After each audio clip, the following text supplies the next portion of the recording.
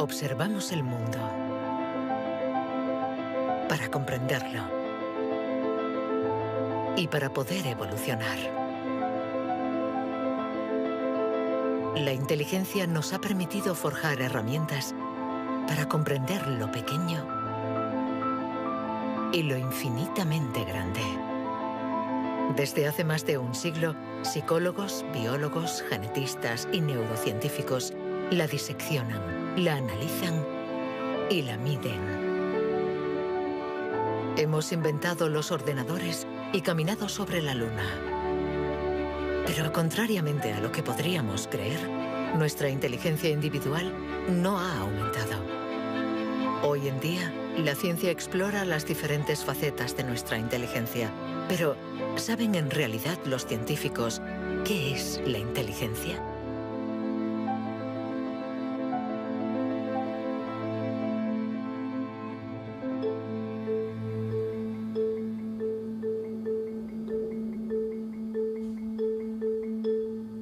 Inteligencia es relacionar, unir elementos diferentes para hallar soluciones. Para entenderla, hay que conseguir dividirla y aislar todos sus componentes. Los investigadores estudian sus diferentes facetas.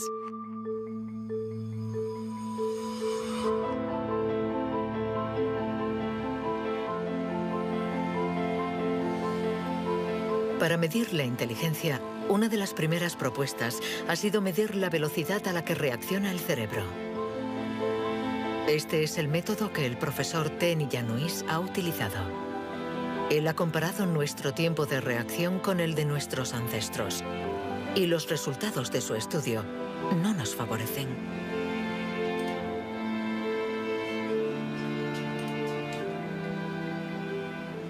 Para medir el tiempo de reacción, mostramos a una persona una luz sobre una pantalla y está pulsando un botón lo más rápido posible. Debe decir si la luz aparece a la derecha o a la izquierda. No es un acto reflejo, sino una información simple que nuestro cerebro debe procesar. Estos estudios sobre el tiempo de reacción son muy antiguos. Muchos de ellos los llevó a cabo Francis Galton, primo de Charles Darwin, entre 1860 y 1880 en Gran Bretaña. Galton hizo pruebas a muchos miles de personas representativas de la población de la época. La gente tenía entonces un tiempo de reacción muy rápido. Nosotros hemos buscado estudios comparables que hubieran sido hechos durante los últimos 120 años y hemos encontrado unos 15. Al compararlos, hemos podido comprobar que durante los últimos 150 años la gente se ha hecho cada vez más y más lenta. Para el profesor Ten Yanouis, inteligencia es velocidad. Y nuestro cerebro invierte como media 50 milisegundos más que el de nuestros bisabuelos a la hora de procesar una información simple. 50 milisegundos más puede sonar como un algo ridículamente breve. Pero si pensamos en las miles y miles de decisiones que debemos tomar cada día, y somos un poco más lentos en cada decisión, esto puede tener consecuencias muy, muy importantes.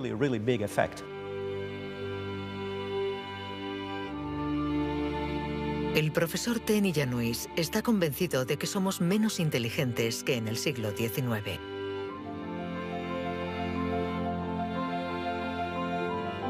Y la prueba está en la increíble capacidad de invención de este periodo, marcado por una explosión de las innovaciones, de la creatividad, de las ideas. En el siglo XIX hubo muchas innovaciones fantásticas. Hay estudios que muestran que el número de inventos por habitante era 4 veces mayor que hoy en día. El profesor Ten Yanouis piensa que nuestra inteligencia está en declive desde hace por lo menos 150 años. Pero en el siglo XIX, Sir Francis Galton ya pensaba que los ingleses eran bastante menos inteligentes que los griegos de la antigüedad, donde no faltaban las mentes brillantes. Entonces, y los predecesores de los griegos, los hombres prehistóricos. Es extremadamente difícil medir su inteligencia.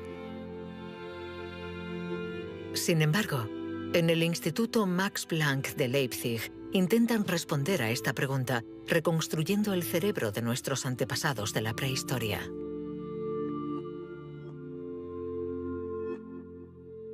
La paleoneurología es una ciencia muy frustrante, porque su objeto de estudio es casi inexistente. No hay cerebros fósiles. Lo que sí tenemos es la caja que contenía este cerebro.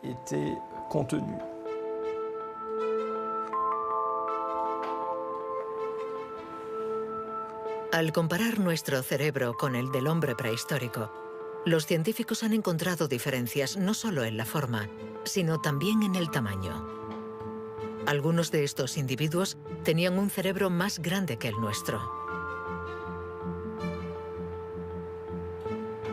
Sabiendo que todo lo que somos, todo lo que pensamos, nuestros recuerdos, la personalidad, las emociones, el lenguaje, todo depende de este órgano, entonces, ¿es que la inteligencia está relacionada con el tamaño?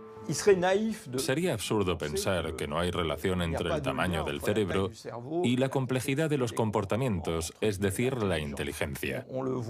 Esto lo vemos en el reino animal. Los animales llamados más inteligentes, en particular los cetáceos y algunos tipos de delfines, por ejemplo, tienen cerebros muy grandes, con un gran número de neuronas.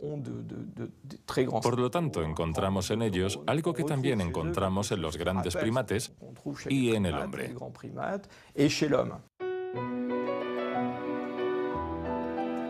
La evolución hizo crecer el tamaño de nuestro cerebro durante 2 millones de años, hasta alcanzar su máximo hace unos 15.000 años.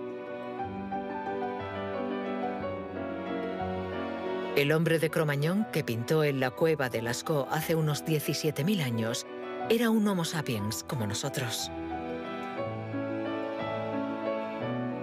Pero de todos los Homo sapiens, este era el que tenía el cerebro más grande. El tamaño de nuestro cerebro ha disminuido en comparación con el de este antepasado. Y según algunos investigadores, somos menos inteligentes que él. Pero esta teoría no es compartida por todos. Yo no creo que haya una inteligencia que se pueda medir con una regla y decir que nuestro reciente antepasado era igual o más o menos inteligente. El hombre de Cro-Magnon tenía la inteligencia que necesitaba para sobrevivir en su mundo, pero no para trabajar en un banco. Si viajásemos 25.000 años atrás en nuestra máquina del tiempo para traer al presente al hombre de Cro-Magnon, sin duda se adaptaría al mundo en el que va a tener que vivir. Historically, you guys have struggled to adapt. Yeah, right. Walking upright, discovering fire, inventing the wheel, laying the foundation for all mankind. You're right. Good point. Sorry we couldn't get that to you sooner. Connie, your reaction? We live in a society where the individual ego and the group dynamic are in constant struggle. Response? Yeah, I have a response. What? ¿Más inteligente? ¿Menos inteligente? Cuando intentamos medir la inteligencia, todo se complica. Y sin embargo, lo hacemos continuamente. En las universidades del mundo entero se enseña qué es la inteligencia. Y todos nosotros, sin ser especialistas, la medimos cada día. Todos medimos la inteligencia. Si es usted soltero y va a un bar y conoce a alguien, lo más importante después del físico es la inteligencia. Medimos la inteligencia de la gente siempre. Si hablamos sobre un concepto difícil o hacemos algo que desconocen, ¿cuánto tardan en entenderlo? Medir la inteligencia analizando las respuestas. Evaluando la pertinencia de las acciones. Comparando a los individuos. Un método que dio lugar a la única herramienta de la que disponemos para medir la inteligencia. El cociente intelectual, inventado por Alfred Binet a principios del siglo XX. Alfred Binet criticó bastante a los alienistas, los psiquiatras de la época, que hacían diagnósticos para juzgar la discapacidad intelectual, separando en grandes categorías: los idiotas, que tenían el grado más alto de discapacidad, después los imbéciles y luego los tontos.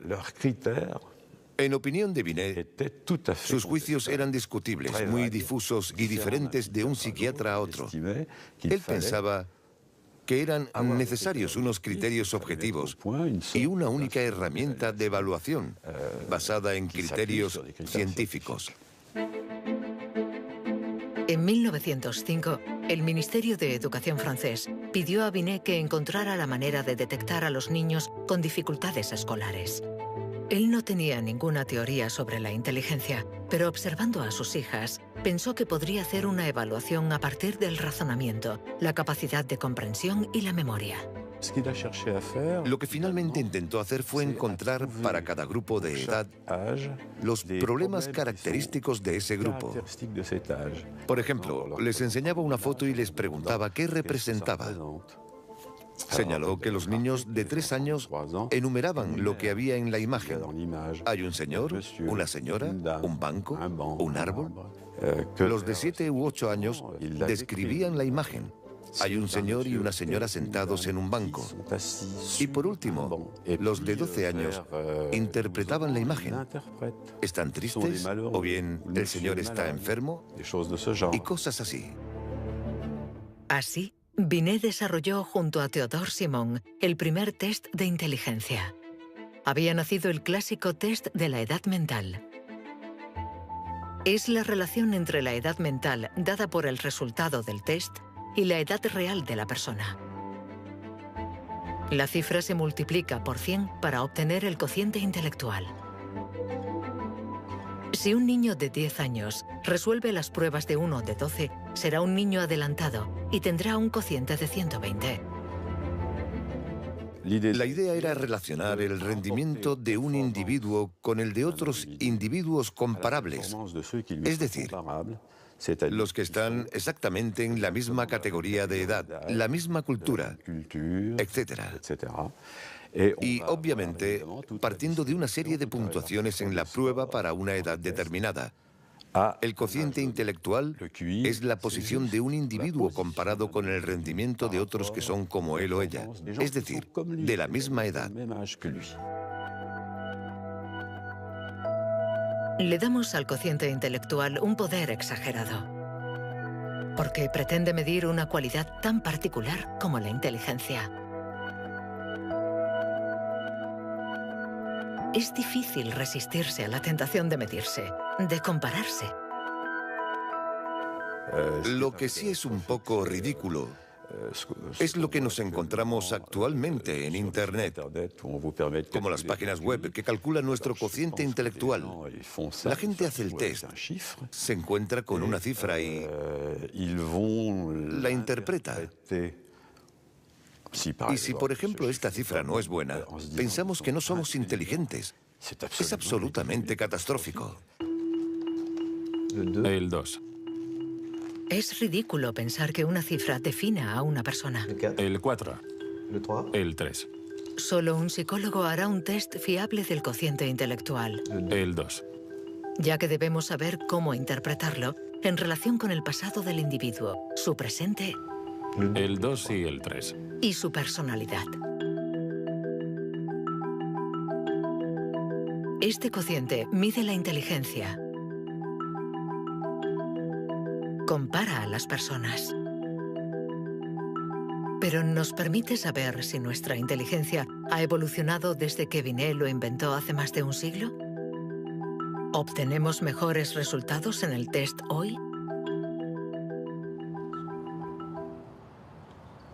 En Nueva Zelanda es donde por primera vez han respondido a esta pregunta.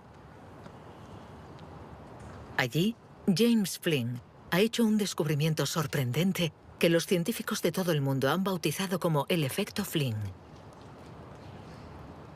El efecto Flynn supone el descubrimiento de que todas las naciones que entraron en la era industrial han obtenido mejoras considerables en los tests de cociente intelectual. He revisado toda la variedad de estas pruebas en 40 países, como en Francia, Holanda o Noruega, donde los jóvenes habían sido llamados al servicio militar. Se les ha dado cada año exactamente el mismo test, y las mejoras son muy evidentes. Hace una o dos generaciones, la gente obtenía una media de 30 respuestas sobre 60. Hoy obtienen 45. Después de evaluar decenas y decenas de estudios, James Flynn ha mostrado que desde hace más de 60 años obtenemos mejores resultados en estos test. ¿Quiere esto decir que ahora somos más inteligentes que nuestros abuelos? Un cambio en el cociente intelectual no significa necesariamente un cambio en la inteligencia. Pongamos un ejemplo. Una persona hace hoy el test por primera vez. Si hace el mismo test al día siguiente, existe un efecto de aprendizaje. Su puntuación va a ser más alta, pero no quiere decir que se haya hecho más inteligente. Solo significa que se ha familiarizado con el test. El aumento del cociente intelectual se debe en gran medida al entorno, mejor alimentación y mejor educación. Nuestro cociente aumentaría de 2 a 3 puntos por cada año de escuela, y los años de escolarización han pasado de una media de 6 a principios del siglo XX a los 11 años de hoy en los países industrializados. Todos estos cambios añadidos han incrementado los resultados. Cuando realizamos un test hoy, estamos preparados en la medida en que la escolarización y otra serie de factores nos han dado la capacidad de aplicar nuestra lógica de forma abstracta. Es decir, que podemos ver una serie de números y acertar el siguiente.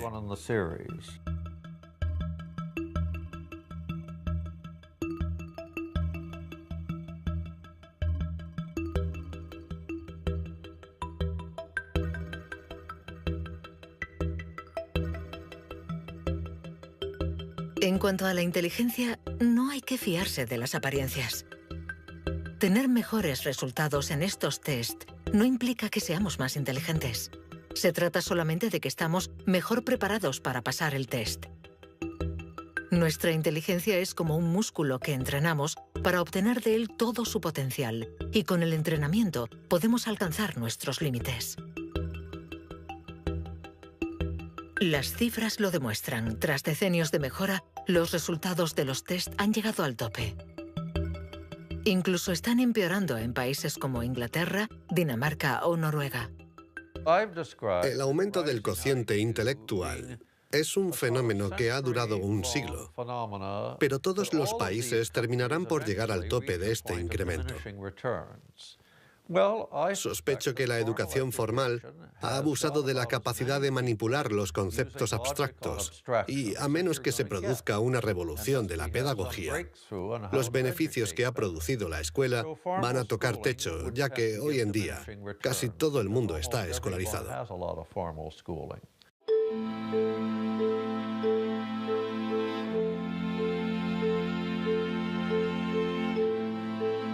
Un cociente estancado.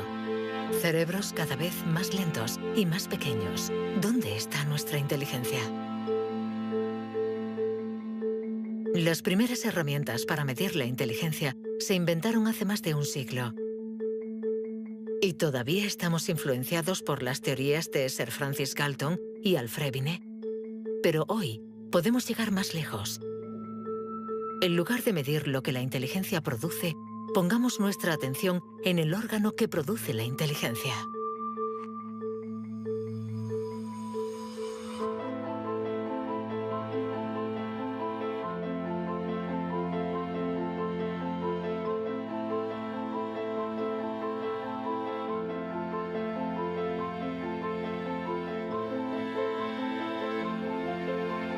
Richard Heyer es psicólogo y neurocientífico en la Universidad Irvine de California.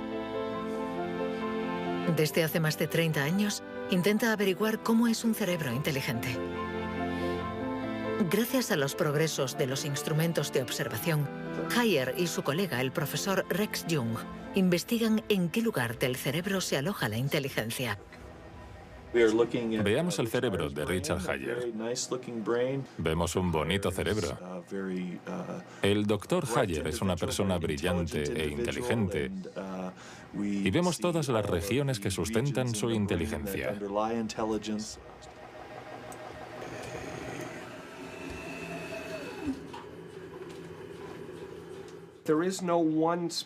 No existe ninguna zona en el cerebro a la que podamos llamar centro de inteligencia. Se pensaba que había un centro de inteligencia en la parte frontal, pero las investigaciones han demostrado que cuando resolvemos problemas de inteligencia en el interior de un escáner, la comunicación bidireccional entre la parte frontal y la parte posterior es muy importante mientras efectuamos la operación. El profesor Hayer es uno de los pioneros en la utilización de modernas técnicas de neuroimagen. Su primer estudio data de 1988. Hasta entonces, nadie había utilizado estas herramientas para investigar la inteligencia. Hemos encontrado áreas del cerebro que se activan cuando hacemos un test de inteligencia. Pero lo más sorprendente ha sido que cuanto más activas estaban estas áreas, menos buenos eran los resultados de dichas pruebas. Esto es lo contrario de lo que esperábamos. En el mundo de la ciencia, encontrar un resultado opuesto a lo esperado es realmente interesante.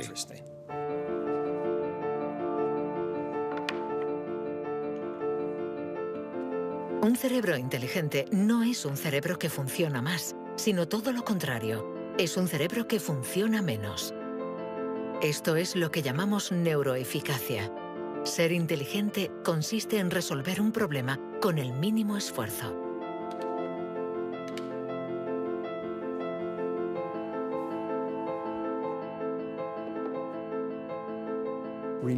Si recordamos la primera vez que condujimos un coche, el primer día en un gran aparcamiento vacío, con alguien sentado a nuestro lado, girando el volante y pensando, ahora tengo que frenar.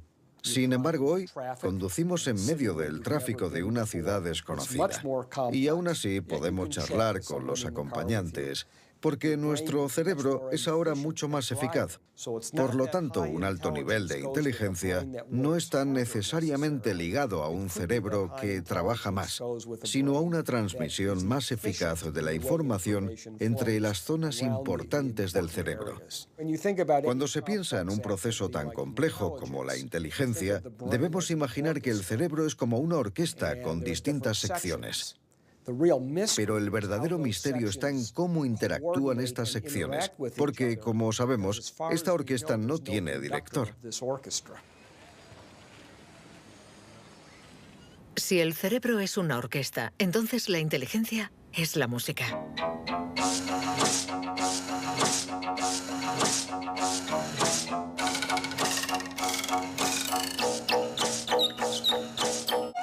Cuando empezamos a interpretar la partitura, nunca sabemos cómo van a tocar juntos los músicos.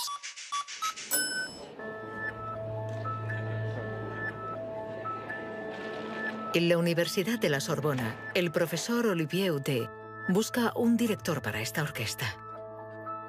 Para encontrarlo, mide la actividad eléctrica del cerebro mientras los niños resuelven problemas. Lo que le interesa es lo que él mismo llama bugs de inteligencia. Mostramos a un niño una imagen con 1, 2, 3, 4, 5 babars separados y 5 babars juntos. Y le preguntamos si hay el mismo número de babars en la parte de arriba y en la de abajo. Hasta los 7 u 8 años, todos los niños del mundo responderían, hay más arriba, porque la imagen es más larga. El cerebro de los niños es fácil de engañar por la inteligencia visioespacial, según la cual longitud es igual a número. Esto significa que tenemos caminos neuronales distintos para resolver una misma tarea.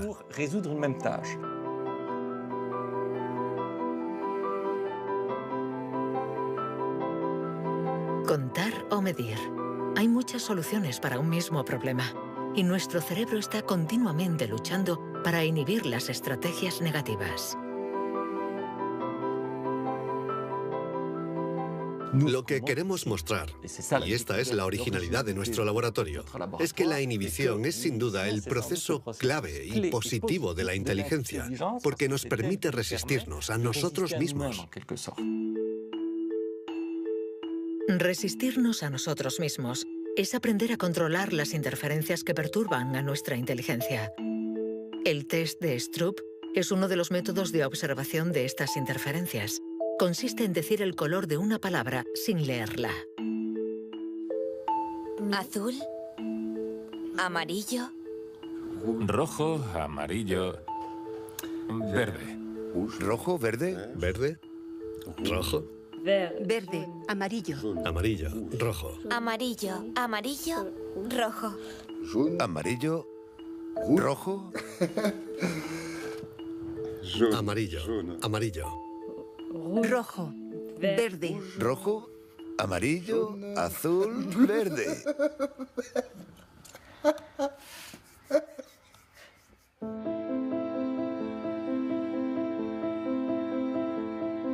Para resolver un problema usamos diferentes regiones del cerebro unidas entre sí, pero que a veces entran en competencia. Pero ¿cómo se comunican las diferentes regiones? Este tema le interesa al profesor Douglas Fields, del Instituto Nacional de la Salud de Washington. El cerebro está hecho de dos clases de tejidos, materia blanca y materia gris. Todos hemos oído hablar de la materia gris, que es donde se encuentran las neuronas, en la superficie del cerebro. Pero debajo hay miles de conexiones, de cables, de axones que conectan las neuronas formando circuitos. Y es de color blanco porque estos axones están aislados por una membrana celular llamada mielina.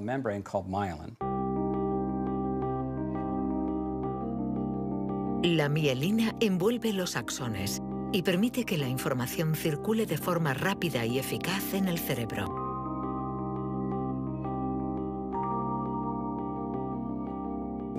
Cuando nace un niño, su cerebro no está maduro. Sus funciones son mínimas. Un bebé no puede hacer casi nada. No puede alimentarse, su visión es muy limitada, no puede andar ni sujetar su cabeza. Esto se debe a que nuestro cerebro está siendo permanentemente moldeado por el entorno. Y una de las cosas más interesantes respecto a la mielina es que se forma después de nacer. La mielina es esencial para que la información circule de forma eficaz por el cerebro. Es esencial para nuestra inteligencia. Pero en la actualidad, la formación de la mielina está alterada. Barbara Demnex, endocrinóloga del Museo de Historia Natural de París, estudia cómo nuestra inteligencia está amenazada por uno de los azotes del siglo XXI. La contaminación. En cualquier parte del mundo donde vivas, estarás expuesto a ciertas sustancias químicas que interfieren en el funcionamiento de la hormona tiroidea. Esta es la hormona producida por la glándula tiroides que está en la base del cuello. Es necesaria para el desarrollo del cerebro desde las primeras etapas del feto hasta una edad más avanzada como la mía, para asegurar el mantenimiento de las funciones mentales, incluida la mielinización. La Autoridad Europea de Seguridad Alimentaria ha analizado 297 pesticidas. Entre ellos, más de 100 afectan al funcionamiento de la hormona tiroidea, como el bisfenol A, el PCB y los productos ignífugos. Productos químicos con los que estamos en contacto a diario. El equipo de Barbara Demnex ha demostrado que estos productos bloquean los receptores específicos de la hormona tiroidea de cada una de las células cerebrales y los efectos son considerables. Hay una evidencia sólida. Los científicos hemos observado los niveles de exposición en las madres. Se han comparado diferentes niveles de exposición y hemos visto que los niveles más elevados estaban asociados a una pérdida de 5 a 6 puntos de cociente intelectual en sus hijos. Cierto es que la mayoría de nosotros no percibimos la diferencia, pero es evidente que 5 puntos menos de cociente intelectual pueden suponer una gran diferencia en cuanto al éxito escolar o al éxito en la vida. Y saberlo puede ser muy preocupante para los padres.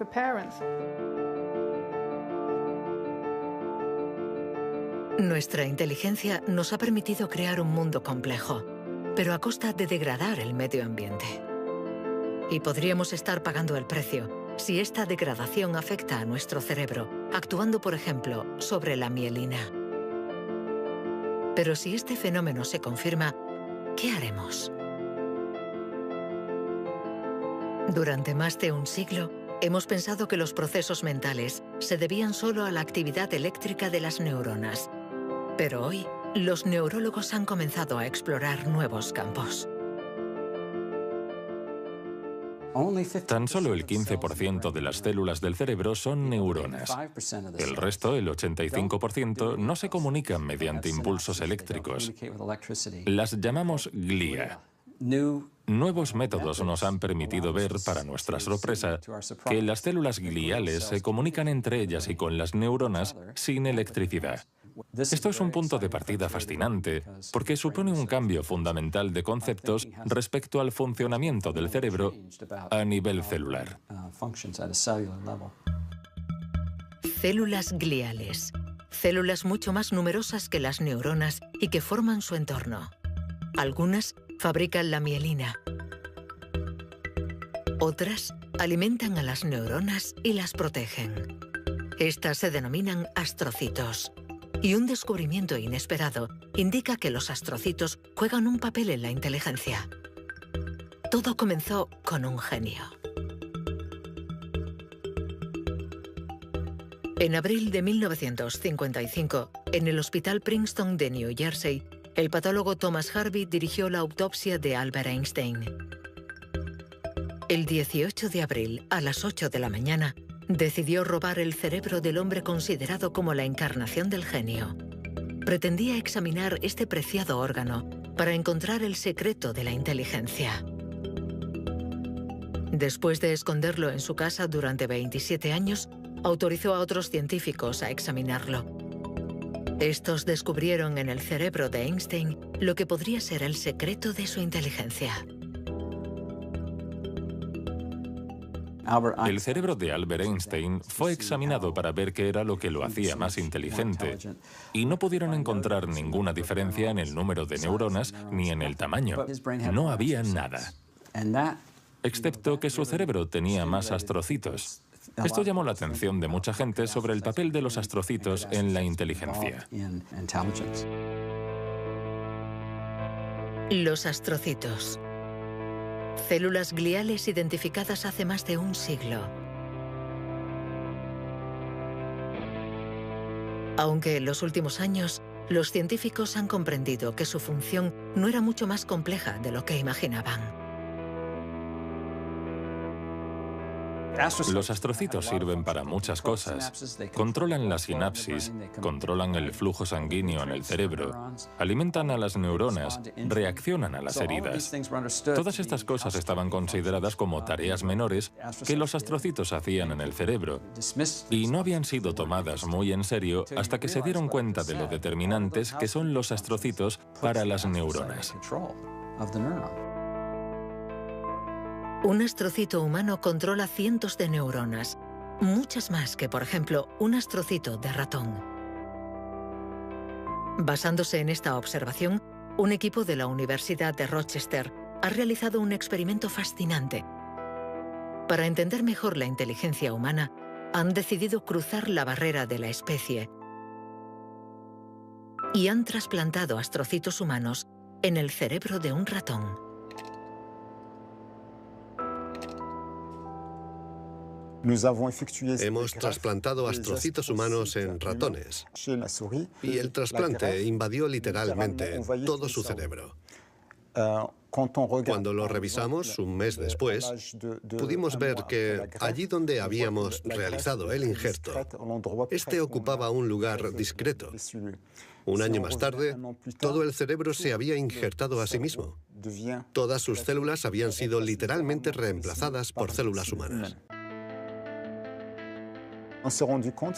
Y nos dimos cuenta de que estos ratones tenían más memoria y más capacidad de aprendizaje que los no injertados. Para comprobar las capacidades de los ratones con el cerebro modificado, los metieron en un laberinto. ¿Resultado? Los injertados encontraron la salida 2 veces más rápido que los no injertados. Este experimento no deja lugar a dudas. Los astrocitos favorecen la memoria y el aprendizaje. Juegan un papel clave en nuestra inteligencia.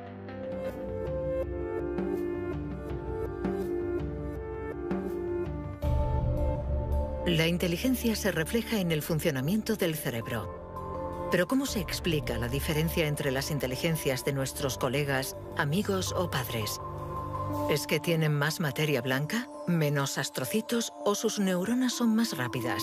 El origen de nuestras capacidades se encuentra en parte en nuestros genes. Robert Plomin estudia la genética del comportamiento. En sus investigaciones ha visto crecer a miles de niños y gracias a ello espera poder encontrar los genes que influyen en la inteligencia. A menudo la gente desea saber en qué medida la inteligencia viene determinada por los genes. En primer lugar, hay que insistir en que la palabra determinar no es adecuada. Debemos decir influenciar, ya que, como sucede con el tamaño, está estrechamente relacionado con los genes, pero no determinado por ellos. Si somos altos, es probable que nuestros hijos sean más altos que la media, pero si están mal alimentados o enfermos, serán más bajos. Esto no es determinar, es influenciar. En otras palabras, los genes nos dan el potencial y el entorno decide el resultado final. Para entender las relaciones complejas entre genes e inteligencia, Robert Plomin ha realizado miles de test en gemelos. Los gemelos idénticos tienen la particularidad de ser clones, tienen exactamente los mismos genes. Son completamente idénticos. Mismo pelo, mismos ojos, pero ¿tienen los mismos resultados en los test de inteligencia? La respuesta es sí. Sus resultados se parecen mucho más que los de otros hermanos. Esta es la prueba de que, sin ser completamente determinantes, los genes sí juegan un papel crucial. La mayoría de los países del mundo, más de 100, dispone actualmente de registros de gemelos porque reconocen la importancia del método gemelar a la hora de calcular la influencia de los genes. La siguiente etapa de nuestras investigaciones consiste en encontrar los genes responsables de la inteligencia. Para esto, Robert Plomin ha utilizado chips de ADN capaces de detectar más de 1 millón de marcadores genéticos. Comparando el ADN de los que tenían buenos resultados en los test, Plomin quería saber si ciertos genes se dan con más frecuencia. Pero la identificación precisa de estos genes es mucho más complicada de lo que esperaba.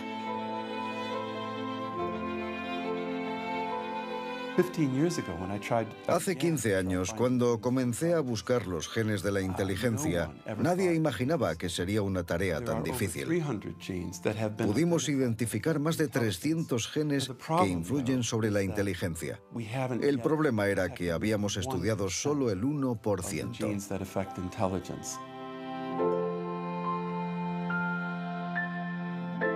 La inteligencia está influenciada por la interacción de muchos miles de genes que conforman una red increíblemente compleja. Además, producen efectos distintos en función de la región del cerebro donde actúen. Antes pensábamos que el cerebro funcionaba por áreas. Esta área controla el lenguaje, esta hace otra cosa. El cuerpo calloso comunica los hemisferios. Hoy nos hemos dado cuenta de que esto era ficción y que el cerebro actúa de forma más global. Desde un punto de vista genético, se ve más claro todavía, ya que la mayoría de los genes que actúan sobre el cerebro actúan sobre muchas regiones del cerebro. Paso a paso vamos entendiendo nuestra inteligencia. Los científicos afinan las herramientas para medirla, pero la cuestión es cómo las vamos a utilizar.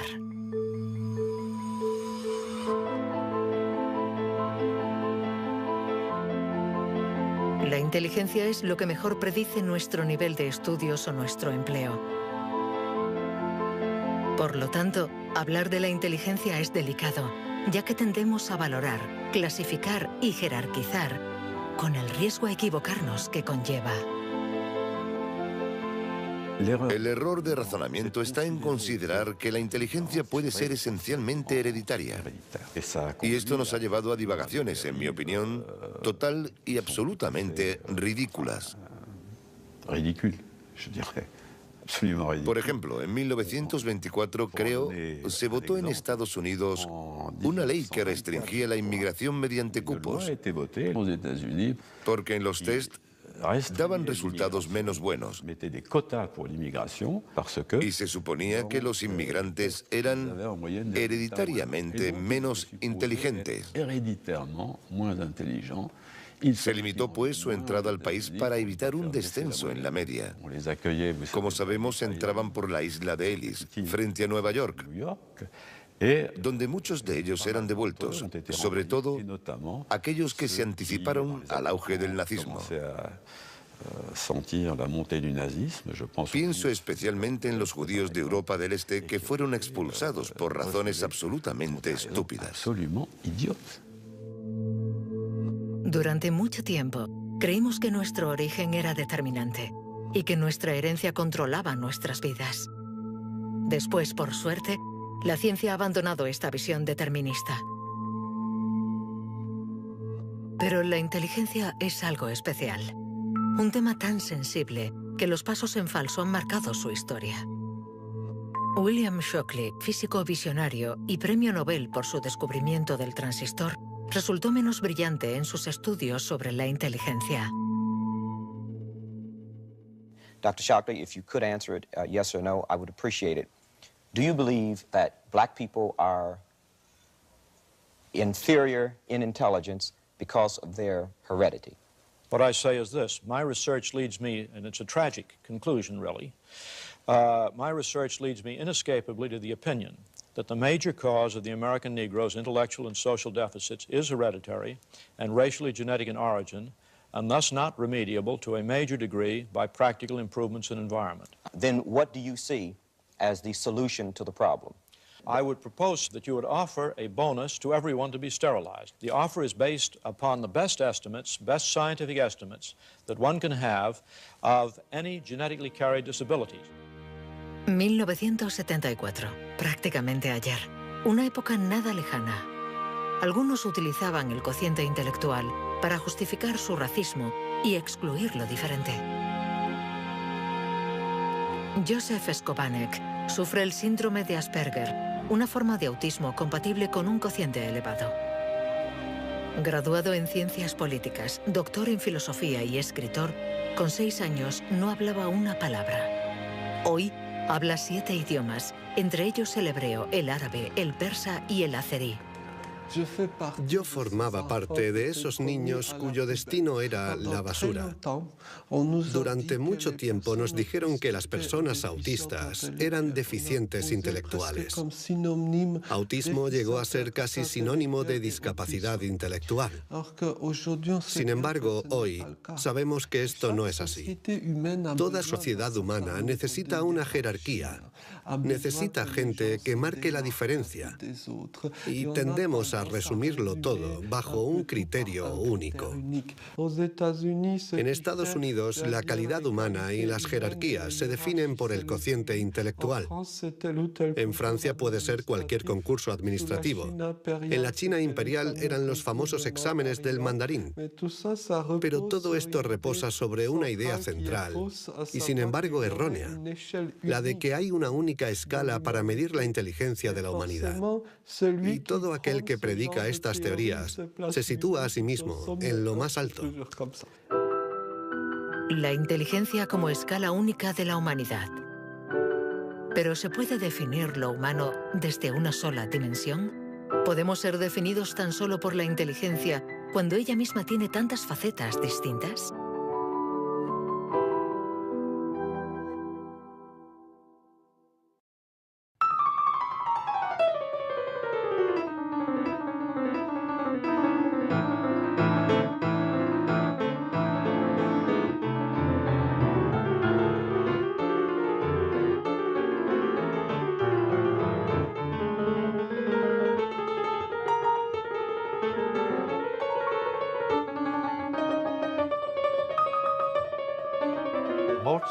Nos han dicho siempre que Mozart podía tener en la mente una sinfonía entera. Cuando escuchamos una sinfonía, debemos seguirla a medida que se desarrolla en el tiempo. Sin embargo, él la veía en su totalidad. Viene a ser la clase de complejidad mental de un matemático cuando tiene en mente 7 u 8 fórmulas y conoce todas las conexiones posibles entre ellas. Pero siempre podemos argumentar. ¿La inteligencia musical es inteligencia? No importa. Lo que importa es que existe y que aquellos que la poseen no tienen necesariamente un cociente intelectual elevado.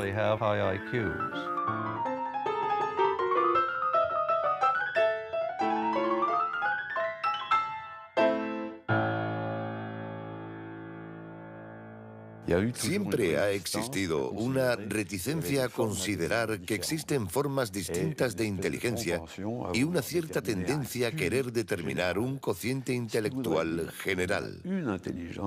Una única escala de inteligencia donde podemos situarnos por encima o por debajo.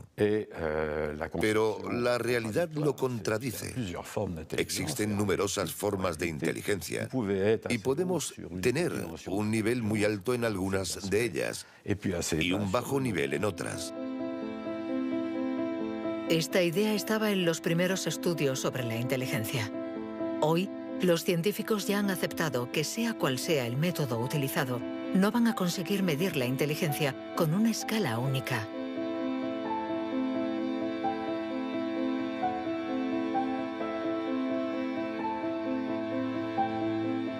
En la Universidad de Nuevo México, el profesor Rex Jung está convencido de que para resolver cualquier tipo de problema usamos distintos tipos de razonamiento. Y lo que llamamos inteligencia no es sino uno más de ellos. Creo que la creatividad es otro modelo de funcionamiento del cerebro y lo que intento averiguar es si es diferente a la inteligencia o similar. ¿Estamos hablando de lo mismo o de algo distinto? Y he llegado a la conclusión de que la creatividad es un proceso de razonamiento básicamente diferente.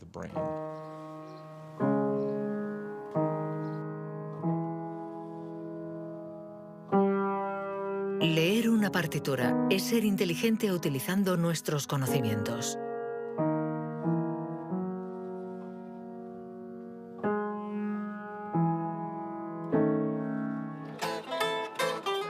Improvisar es ser inteligente inventando y siendo creativo.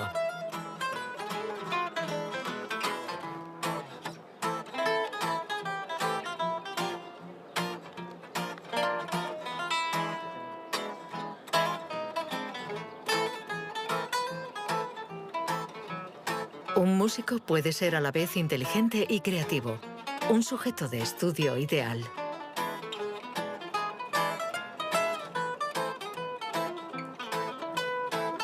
El profesor Jung ha estudiado numerosos cerebros para saber cómo pueden coexistir inteligencia y creatividad.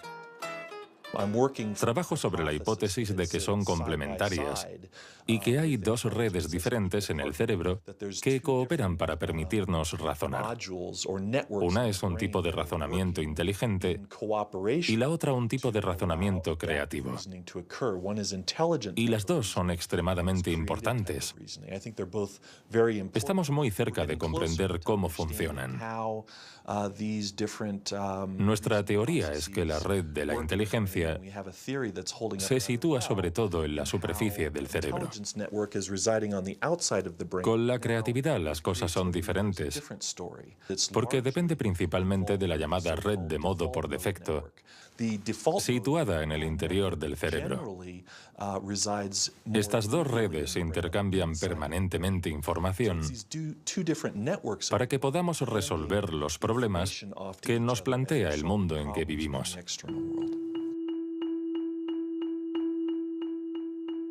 Todos hemos experimentado esa sensación de una idea que surge de no se sabe dónde con la fuerza de la evidencia. Lo que nos revelan los neurocientíficos es que la forma de razonamiento inventivo creativo es una única forma de razonamiento. ¿Podemos ser inteligentes sin ser creativos? ¿O creativos sin ser inteligentes? ¿Esta cuestión tiene sentido? Para evolucionar de forma inteligente, ¿no necesitamos todos los recursos de nuestra mente? No podemos ser creativos, por ejemplo, en física, si solo tenemos formación en física. Para ser creativos en física, necesitamos estar educados en ese universo extraño y poder utilizar y reutilizar los mecanismos mentales que hemos aprendido en otros contextos. El problema de las investigaciones estériles es que se encierran en su burbuja y no dan ni reciben información. Por el contrario, las personas creativas son aquellas que importan ideas de un universo a otro.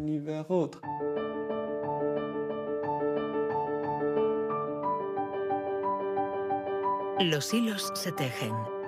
El cuadro se completa. Los científicos ensamblan poco a poco las diferentes piezas de nuestra inteligencia. Pero el mundo evoluciona y la inteligencia también. El cerebro está en permanente evolución y permite que la inteligencia se adapte a los problemas que debemos resolver, por múltiples y variados que estos sean. Cuando era niño, sabía que yo no funcionaba como los demás y era consciente de ello. Esto me hizo reflexionar y me llevó a imaginar un mundo plural. Un mundo donde no hubiera una única forma de clasificar y de medir, sino muchas. Lo que quiero decir es que la verdadera inteligencia humana no está en pensar de forma plural y saber tener en cuenta distintas formas de entender el mundo y no solo una.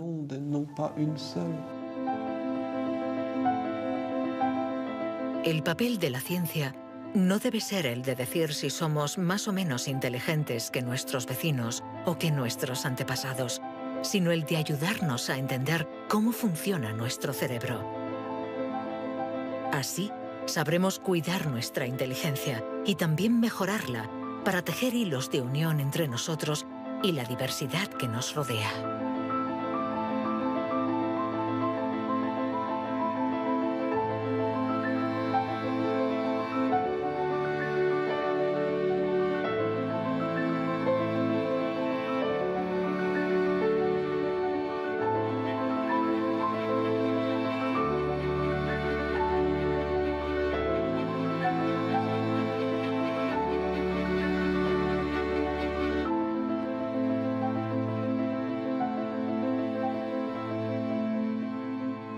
Y miles de decisiones que debemos tomar cada día, y somos un poco más lentos en cada decisión, esto puede tener consecuencias muy importantes.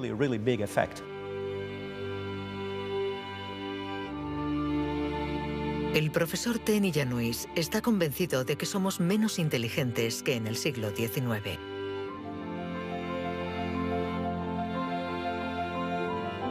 Y la prueba está en la increíble capacidad de invención de este periodo, marcado por una explosión de las innovaciones, de la creatividad, de las ideas.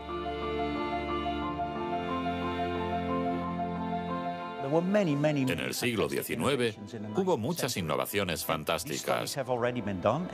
Hay estudios que muestran que el número de inventos por habitante era 4 veces mayor que hoy en día. El profesor Ten Iannuis piensa que nuestra inteligencia está en declive desde hace por lo menos 150 años.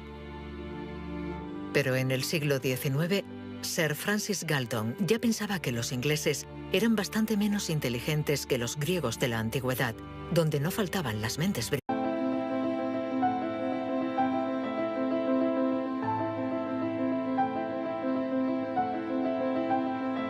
Observamos el mundo para comprenderlo y para poder evolucionar. La inteligencia nos ha permitido forjar herramientas para comprender lo pequeño y lo infinitamente grande. Desde hace más de un siglo, psicólogos, biólogos, genetistas y neurocientíficos la diseccionan, la analizan y la miden. Hemos inventado los ordenadores y caminado sobre la Luna. Pero contrariamente a lo que podríamos creer, nuestra inteligencia individual no ha aumentado. Hoy en día, la ciencia explora las diferentes facetas de nuestra inteligencia. Pero, ¿saben en realidad los científicos qué es la inteligencia?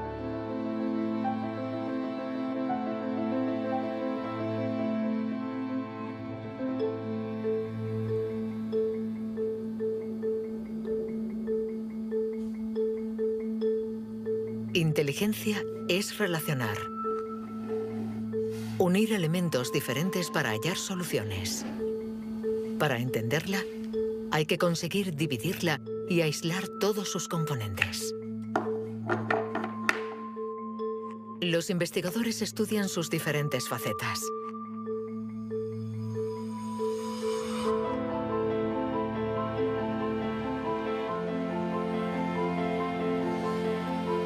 Para medir la inteligencia, una de las primeras propuestas ha sido medir la velocidad a la que reacciona el cerebro.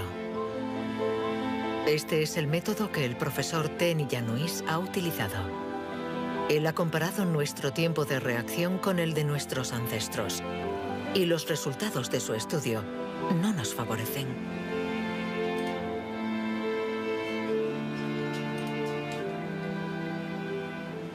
Para medir el tiempo de reacción, mostramos a una persona una luz sobre una pantalla y está pulsando un botón lo más rápido posible. Debe decir si la luz aparece a la derecha o a la izquierda. No es un acto brillante. Entonces, ¿y los predecesores de los griegos, los hombres prehistóricos? Es extremadamente difícil medir su inteligencia. Sin embargo, en el Instituto Max Planck de Leipzig intentan responder a esta pregunta reconstruyendo el cerebro de nuestros antepasados de la prehistoria.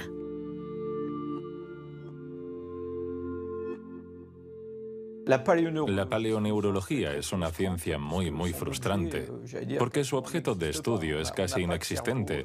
No hay cerebros fósiles. Lo que sí tenemos es la caja que contenía este cerebro.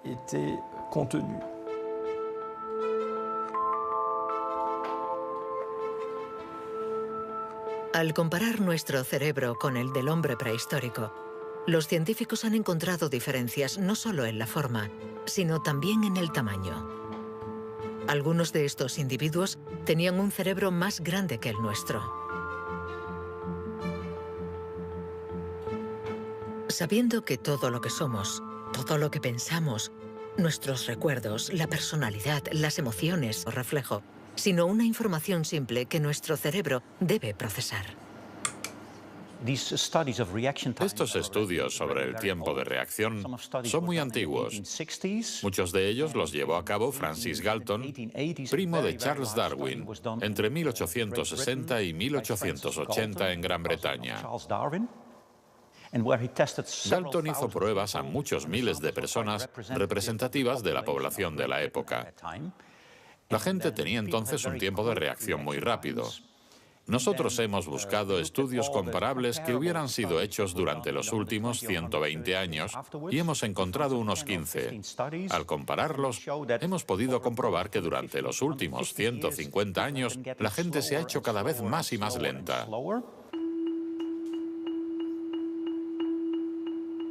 Para el profesor Tenny Januis, inteligencia es velocidad. Y nuestro cerebro invierte como media 50 milisegundos más que el de nuestros bisabuelos a la hora de procesar una información simple. 50 milisegundos más puede sonar como un algo ridículamente breve. Pero si pensamos en las miles